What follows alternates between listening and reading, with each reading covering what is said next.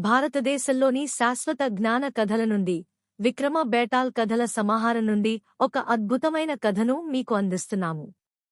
ఇది మన సాంస్కృతిక వారసత్వంలో భాగమైన ఒక మహోన్నతమైన కథ. ఈ కథ మనల్ని ఆశ్చర్యానికి గురిచేసే సంఘటనల ద్వారా మంచి నీతులను నేర్పుతుంది. ప్రారంభిద్దాం. ఎవరు గొప్ప? విక్రమార్కుడు చెట్టుమీద ఉన్న బేతాళుడిని మళ్ళీ కిందకి దించి భుజం మీద వేసుకొని ముందుకి నడిచాడు. మహారాజా, మీలాంటి వారు ఈ లోకంలోనే ఎక్కడా ఉండరు. మీకు ఓపిక చాలా ఎక్కువ. సరే, మనం చాలా దూరం వెళ్ళాలి కదా. దారిలో మీకు విసుగు రాకుండా ఒక మంచి కథ చెప్తాను, వినండి అని బేతాళుడు కథ చెప్పడం మొదలుపెట్టాడు. పూర్వం ఒక చిన్న పల్లెటూరిలో ఒక అమ్మవారి గుడి ఉండేది. ఆ ఊరిలో ఒక సంగీతం మహారాజు కూడా ఉండేవాడు. అతను గుడి లోపలికి ఎవ్వరినీ వెళ్ళనివ్వకుండా అడ్డం పడేవాడు. ప్రజలు ఎన్నిసార్లు బ్రతిమాలినా గుడి లోపలికి వెళ్ళనిచ్చేవాడు కాదు. ఇదంతా చూసి ఒకరోజు అమ్మవారికి సంగీత మహారాజు మీద చాలా కోపం వచ్చింది.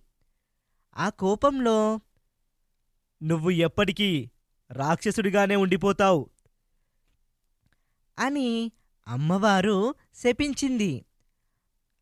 అప్పుడు సంగీత మహారాజు రాక్షసుడిగా మారిపోయాడు. ఆ రోజు నుంచి అతడు అడవిలో పెద్ద మర్రి చెట్టు మీద ఉండేవాడు.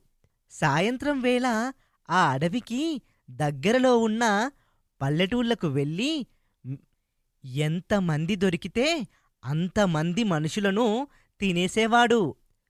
రాక్షసుడిని చూసి ఆ ఊరిలోని ప్రజలంతా చాలా భయపడేవారు. ఇంట్లో నుంచి బయటికి కూడా వచ్చేవారు కాదు. వాడిని ఎలా అయినా అడవిలో నుంచి పంపించాలి అని నిర్ణయం తీసుకున్నారు. కాని వాళ్ళకి వాడిని పంపించేటంత బలము లేదు.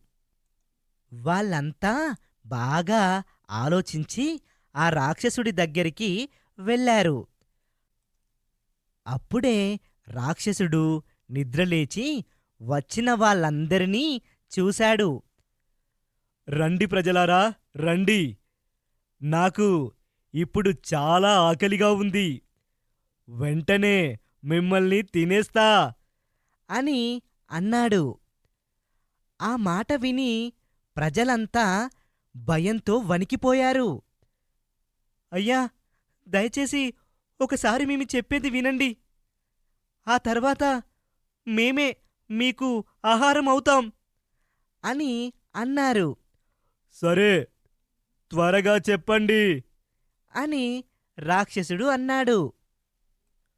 "మీరు ప్రతిరోజూ చాలా కష్టపడి ఆహారం కోసం మా ఊరికి వస్తున్నారు.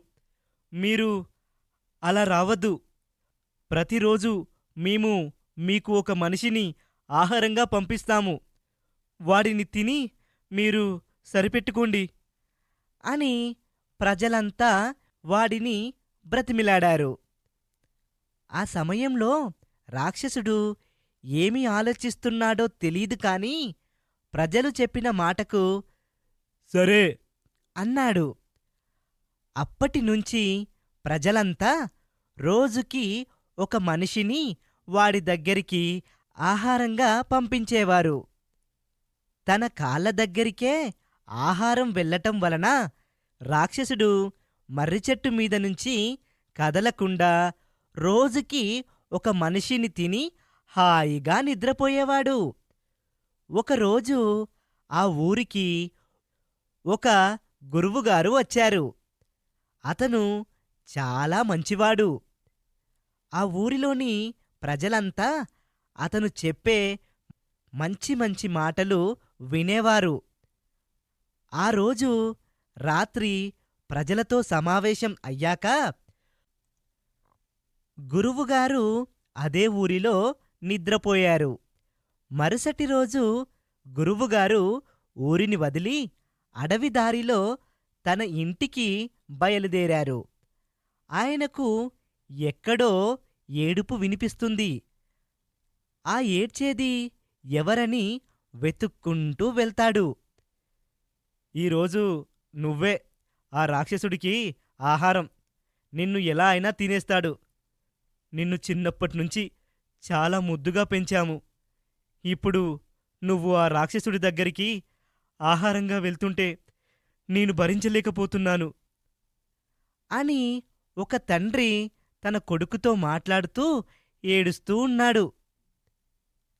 అప్పుడు గురువుగారు, ఏం జరిగింది? మీరు ఎందుకు ఇలా ఏడుస్తున్నారు అని అడిగారు. అప్పుడు ఆ తండ్రి రాక్షసుడి గురించి మొత్తం చెప్పాడు. మీరు బాధపడకండి. మీ కొడుకుని తీసుకొని మీరు ఇంటికి వెళ్ళండి. ఈరోజు నేను రాక్షసుడికి ఆహారం అవుతాను అని గురువుగారు అన్నారు. తర్వాత తాను వేసుకున్న బట్టలను తీసేసి వేరే బట్టలను వేసుకొని రాక్షసుడి దగ్గరికి వెళ్ళారు. అప్పుడే నిద్రలేచిన రాక్షసుడు చాలా ఆకలితో ఉన్నాడు. గురువుగారిని చూసి చాలా ఆనందపడ్డాడు. హమ్మయ్యా, నాకు ఆహారం వచ్చేసింది, వెంటనే తినేయాలి అని అనుకున్నాడు. ఆ తండ్రి కొడుకులు నడుచుకుంటూ కొంత దూరం వెళ్ళిపోయారు. నాన్నా, నాకోసం ఆ గురువుగారు రాక్షసుడికి ఆహారం కావటం నాకు నచ్చలేదు. ప్రజలందరికీ మంచి విషయాలు చెప్పే గురువుని అలా పంపించడం న్యాయం కాదు. మనం చాలా పెద్ద తప్పు చేస్తున్నాం. కాబట్టి నువ్వు ఇంటికి వెళ్ళిపో. నేను వెళ్ళి గురువుగారిని వెనక్కి పంపించి రాక్షసుడికి నేను ఆహారం అవుతాను అని రాక్షసుడు ఉండే చోటుకు ఆ యువకుడు వెళ్ళాడు. అప్పుడే రాక్షసుడు గురువుగారిని తినటం మొదలుపెడుతున్నాడు. అది చూసి, రాక్షసుడా, దయచేసి నువ్వు అతన్ని తినకు. అతను ఎవరనుకున్నావు? ఈ లోకంలో ప్రజలందరికీ మంచి విషయాలు చెప్పే గురువు. ఈరోజు నీకు ఆహారం కావలసింది నేను.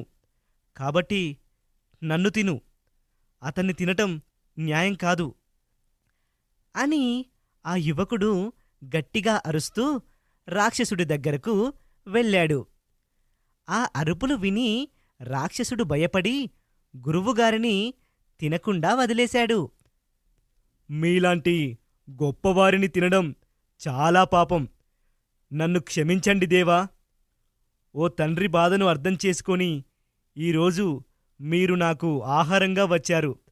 మిమ్మల్ని నేను తినను.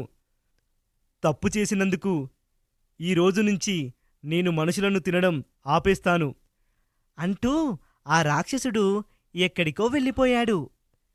ఆ రోజునుంచి ఊరిలోని ప్రజలంతా భయపడకుండా చాలా సంతోషంగా ఉన్నారు. గురువుగారు చేసిన పనివల్లనే రాక్షసుడు ఊరు వదిలి వెళ్ళిపోయాడని ప్రజలంతా గురువుగారికి 2 చేతులతో నమస్కారం చేశారు. విక్రమార్క మహారాజా, ఇప్పుడు నేను చెప్పిన కథ విన్నారు కదా?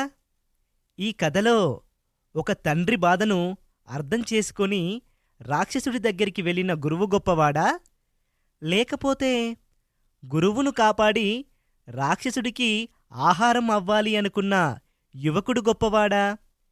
ఇద్దరిలో ఎవరు గొప్ప అంటూ బేతాళుడు విక్రమార్కుడిని అడిగాడు. వయసు అయిపోయినా ముసలితనం వచ్చాక ఎవరికైనా సహాయపడాలి అనుకుంటారు. కాబట్టి ఒక తండ్రి మనసు అర్థం చేసుకొని ఆ గురువు రాక్షసుడి దగ్గరికి వెళ్ళాడు.